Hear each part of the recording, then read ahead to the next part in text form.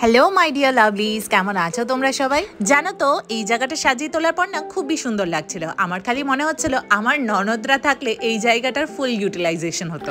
আজ ছিল আমাদের দিদি ভাইদের বাড়িতে ইনভিটেশন, তাই সন্ধ্যা হতেই রেডি হয়ে চলে গেছিলাম দিদি ভাইয়ের বাড়ি। এটা দিদির পুরনো বিল্ডিং, আর ওই দেখো দিদি ভাই বেরোচ্ছে রুম থেকে। আমরা আর দাদামণিরা ঠিক সেম টাইমে পৌঁছেছিলাম। আর ও হলো সস্মিত দাদা ভাইয়ের ছেলে। ও সুস্মিতি এখন চিনতে পেরেছি।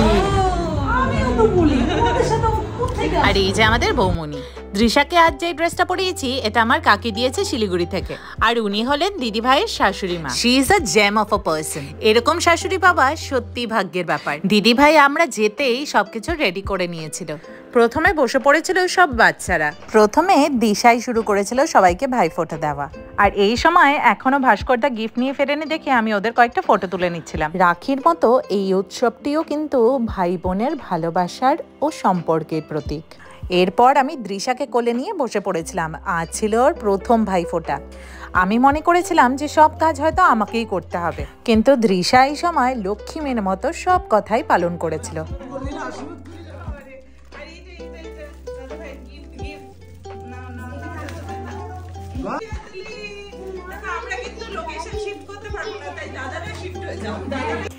এরপর চলে এসেছিল দৃশার আরেক দাদা।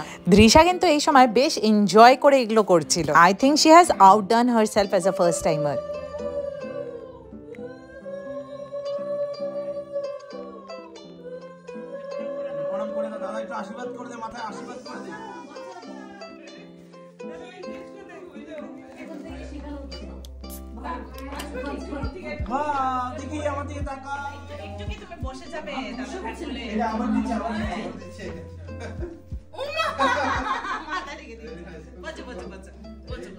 বোনকে তো দেবে, ধরো এটা তুমি আবার তোমার বাবাকে দিয়ে দাও।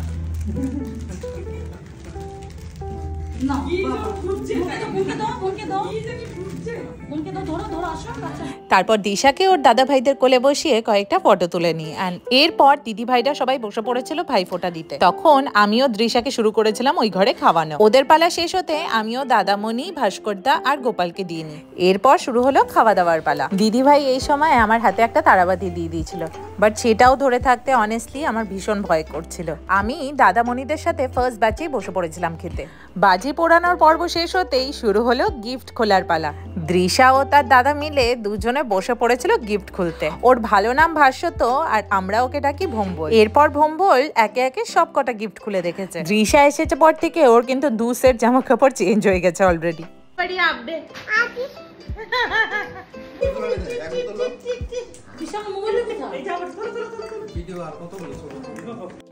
এই সময় সবাই নিজের মতো করে এনজয় করছিল। আজ দিদি ভাইয়ের বাড়িতে আমরা বেশ ভালো একটা সময় কাটিয়েছি। দৃশা ও দাদা দিদির সাথে বেশ ভালোই এনজয় করেছে। এরই মধ্যে আমরা রেডি হয়ে পড়েছিলাম বেরোবো বলে।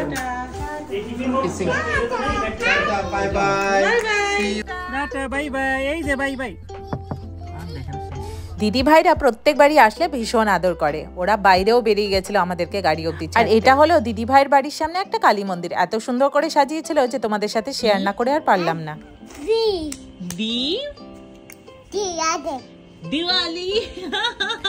অ্যামাজন থেকে নিয়েছিলাম দৃশার ডাইপার। লাস্ট 2 মাস থেকে আমি দৃশার জন্য এটাই ইউজ করছি, সাপলস প্রিমিয়াম প্যান্টস। সবাই দেখো সুহাসিনী টিপ পড়েছে।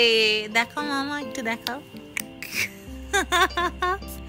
কতগুলো টিপ পড়েছো তুমি? হ্যাঁ, এতগুলো টিপ কে পড়ে? একটা টিপ পড়তে হয় মামা, একটা টিপ পড়তে হয় না। মোটেও সুন্দর লাগছে না তোমাকে। দিওয়ালি উপলক্ষে তোমার দাদা ভাই এই মিষ্টিগুলো পেয়েছিল একটি কোম্পানি থেকে, একদম প্রদীপের মতো।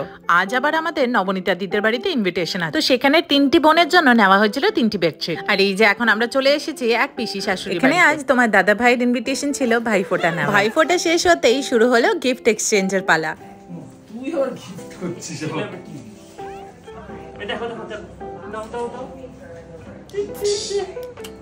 শান্তি শান্তি শান্তি।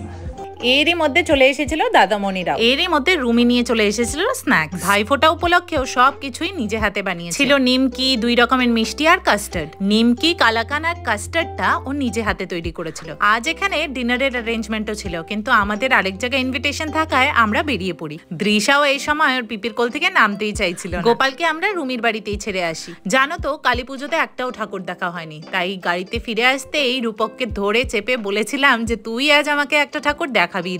আর লাকিলি আমাদের ফেরার পথে এই মণ্ডপটা পড়েছিল। ওর বাবা আগেই চেম্বারের জন্য বেরিয়ে গেছে। আমরা এখন এখান থেকে ডাইরেক্ট চলে যাব নবনীতাদির বাড়ি। ওখানে ভাইফোঁটার আরেক পর্ব হবে, আর সেটা আসবে নেক্সট ব্লগে। আজকের মতো এখানেই শেষ করছি। ভালো থেকো।